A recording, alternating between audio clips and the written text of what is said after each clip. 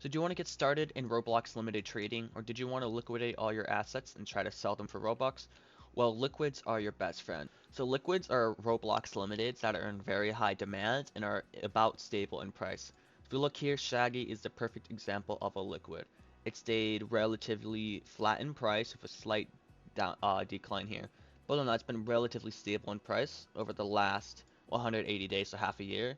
And there is tons of it in volume. So supply won't go up, supply won't go down. It's always in demand. So this would be a perfect, like I said, case of a liquid.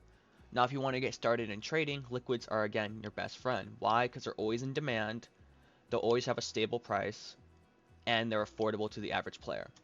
So if you can get your hands on like 2 or 3 Shaggies, then you will always have a person to trade to, a person who will want that item, and a person who will probably be willing to overpay. Now, one thing you want to avoid is this clip here. So here's some quick advice for traders. If you look here, this guy wants me to upgrade for his Ninja Santa. Now the reason why he might be wanting to upgrade and maybe take a loss is because Ninja Santa here is not a liquid. There's almost no supply for this Ninja Santa. Search here for Ninja Santa. You can see that there's only 1,497 available copies and 175. Only zero point 0.6 are sold a day, so there's almost nothing in circulation. It's not really in demand. So this guy may be willing to take a loss. Now the issue is for me is I may gain wrap value, but I will lose a lot of demand. So basically this guy here is trying to get rid of a item that's worth almost nothing because nobody wants it. Meanwhile, he's going to try to get me to send a good item or like an in-demand item for his item. So those are trades to stay away from. Just because you won't get anything out of it. Even if you do gain wrap, you won't gain anything valuable from that. But basically, you want to avoid items that have a really low supply. So let's check here. This guy only has 1,813 copies.